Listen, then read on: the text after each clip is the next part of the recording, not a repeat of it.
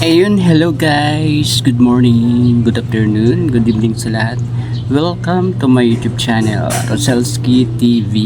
Guys, andito tayo para may ibabalita lang po ako sa inyong lahat. Kasi, and the first time, nag-live na itong si Guapa. Alam nyo guys, huwag kayong magtataka kung bakit ganito, kahina ang aking boses.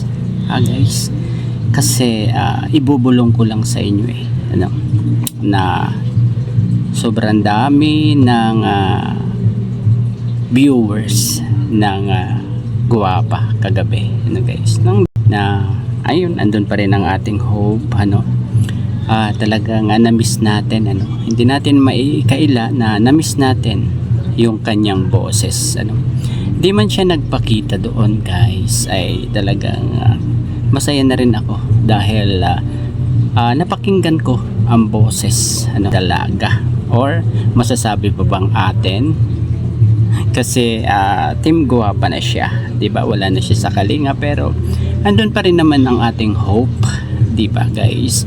Di natin hawak ang kapalaran nilang dalawa, di ba guys? So, hindi man siya nagpakita sa live niya, pero ramdam natin na talagang sumaya tayo, pati yung mga viewers doon ay masaya dahil napakinggan na nila kahit pa konti-konting salita doon sa live niya ay napakinggan na rin natin, 'di ba? Wag guys maingay kasi ibubulong ko lang naman ito sa inyo. Pero alam ko naman na panood nyo rin 'yan, kaya eto, doon sa mga hindi nakapanood, puntahan nyo yung kanyang YouTube channel, Biancy Official ba yun? Oo, yun, Biancy Official, puntahan nyo, panoorin nyo, so pakinggan nyo yung kanyang boses, ito yung sinasabi guys dati, sinasabi ko pa dati na kapag nagka-channel siya ay kahit anong mangyari ay ating susuportahan pa rin siya, ganun yung mga solid na meron pa ring hope sa puso at isip natin, di ba guys? Hindi tayo nagtanim ng galit andon yung paghinanakit, yung pagtatampo natin, pero hindi yun sagabal para suportahan pa rin natin itong si Guapa, guys. Ayun, siguro paparinig ko sa inyo yung konting boses ng dalaga ni Guapa para masayahan naman kayo dito sa vlog ko, guys. Ayun, ito po, pakinggan po natin. Pasensya na po kayo ulit. Ang hina po talaga ng internet natin. Basher. Shoutout po sa inyong lahat, sa ating live viewers sa YT. Sa 256 live viewers. Yan, pasensya na po kayo, talagang sobrang hina po talaga ng dito, internet. And mag-end live na din po tayo mamayang mga 2:10 kasi talagang sobrang hina po. Hindi po nakikisama ang internet natin ngayon. Basher din po siya ngayon. Sa mga nangangamusta po, okay lang po ako, okay lang po ang family ko. Thank you po. Thank you po sa pangangamusta po ninyo. Sana kayo din po okay lang. Okay lang diyan. Puwede po ba ninyong i-comment kung anong oras na po diyan sa inyo? Sige po, i-extend po natin itong live kasi medyo nag-okey-okey na po yung yung internet. Nakikisama na po siya. Since po, madami po talagang nag-aabang ngayon sa ating live. Yan, extend po muna natin. Konting kwentuhan po. Kamusta na po kayong lahat diyan? Wait niyo po ang daily vlogs ko. Darating po tayo diyan.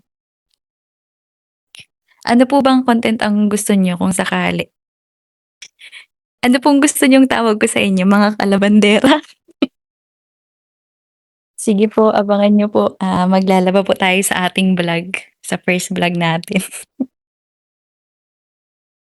Shoutout po kay Tita Annalyn Rolenson, nanonood po ata ngayon. and sa 327 live viewers po natin. Shoutout po. Shoutout po kay Ma'am Evelyn Talagtag. Yan, shoutout po kay Tita Annalyn Rollinson. Ayan po, nag-comment siya. Shoutout Bian, andito ako, kaming lahat na nagmamahal sa'yo. Thank you po, Tita AR. Salamat po. Shoutout po kay Tita Cel TV PH. Shoutout po, Tita Rosa Nolsen. Wala po tayong dapat ikahiya sa pagiging labandera kasi marangal na po iyong trabaho. Ang nakakaano po kung magnanakaw po baga yung nangungurap. Mas maganda po yung natuto na po sa murang edad. Tumulong po baga sa magulang. Yan siya nga po pala salamat po sa mga reactors na nagtatanggol po sa akin ng may basehan naman po. Thank you so much po. And shoutout din po kay Kanoli daw po. Kanoli Vlogs. Kay Kuya Kapeso po. Opo, hayaan po natin yung mga basher na yan. Dagdag comment po baga sila. Engagement. Saka dagdag views po natin yan sila. welcome po natin sila dito sa sa aking YT.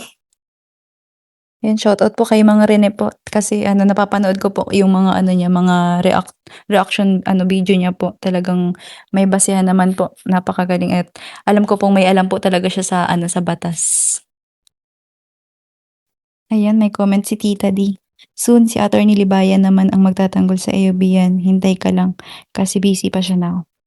Yan po, hinihintay ko nga po Looking forward po kasi talagang sana po mabigyan po ng ng hustisya po yung pambabalahura po nila sa sa amin, sa pamilya ko. Kaya laking pasasalamat po talaga ako dun sa mga taong talagang alam po yung tama. Opo, lalaban po tayo kasi hindi naman po natutulog ang batas pati po ang Diyos. Alam po niya ang totoo. Shoutout Tita Gemma. Tita Gemma Cruz, shoutout po. Kamusta dyan, Tita? Shoutout po sa'yo, Mais Vlog. Sino po ba search nyo dyan? Siguro po AI. Shoutout po sa 403 live viewers natin. Wag na po kayong ma-stress dyan sa basher po natin. Dagdag pa po yan, dagdag views. Para ma-monetize po tayo agad. Hayaan po natin yan sila. Maulan na naman po dito. Mahina na naman po ang ating internet. So mga 2:50 po, magpapaalam na rin po ako. Mag-end live na po tayo. Antok na rin po si Bien. Kasama ko po. Para makapagpahinga na rin po kayo at makatulog na. Yung mga nandito po sa Pinas na nanonood po sa atin. Yes po, mag-iingat po kami dito palagi. Kayo din po dyan. Thank you po sa sa inyong lahat sa suporta po sa akin at sa pamilya ko po. Abangan niyo na lang po ang sunod po nating live. Siguro bukas po ulit. 8 PM po tayo bukas. Philippine time po. Mamaya po pala kasi madaling araw na po dito. Sobrang hina po kasi talaga ng ng internet. So yun, magpapaalam na rin po ako sa inyo. Maraming salamat po ulit sa suporta po ngayong first live po natin. Thank you so much po. Sana sa sunod po natin, sa mga susunod pa po nating live and kung mag-upload na po ako ay supportahan po ninyo. Thank you so much po. Good night everyone. God bless you all.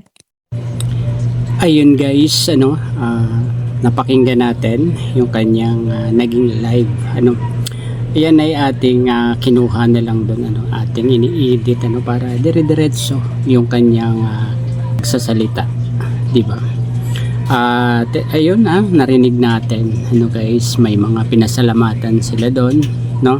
May pinasalamatan siya. At alam natin kung mga sino yun, guys. Kaya lang nakakalungkot talaga na dahil mga anti-kalingap na yung kanyang pinasasalamatan. Kung magkaganon man, siguro ay dahil sila yung talagang nagtanggol daw sa kanya. Yun ang paniniwala nitong si Dalaga. Po. di natin maaalis sa kanya yung ganun kasi parang kinain na talaga siya ng galit, ano, dahil sa mga basher na patuloy na nambabalahura daw, ano, doon sa kanyang pamilya, ano guys. Ayun, ano, talagang andun ang hinanakit niya, ano, at may aabangan daw tayo guys na kanyang daily vlogs, ano guys. At sana suportahan niyo din guys, ano, kahit ganun tayo yung mga solid at mga may hope pa, ano, di ba? Kaya ayun, dun lang tayo talaga nalulungkot sa portion na talagang mga anti-kalingap na talaga yung kanyang mga pinasasalamatan doon, ano. At may kakaiba pa rin, ano, dahil hindi man lang niya nabanggit si Pulang Uo doon, si Mang Iking at yung isang big sponsor, ano. Siguro kaya hindi naman nabanggit yun kasi naging ano lang niya, batayan ng kanyang pagbanggit ay yung live niya, ano, yung nandun lang sa live niya, ano guys. So ganun pa man, ayun, siguro guys, hanggang dito na lamang po, ano, ating kunting reaction dito. Hanggang sa muli pong pagbablog. Bye bye, God bless po sa lahat. Peace.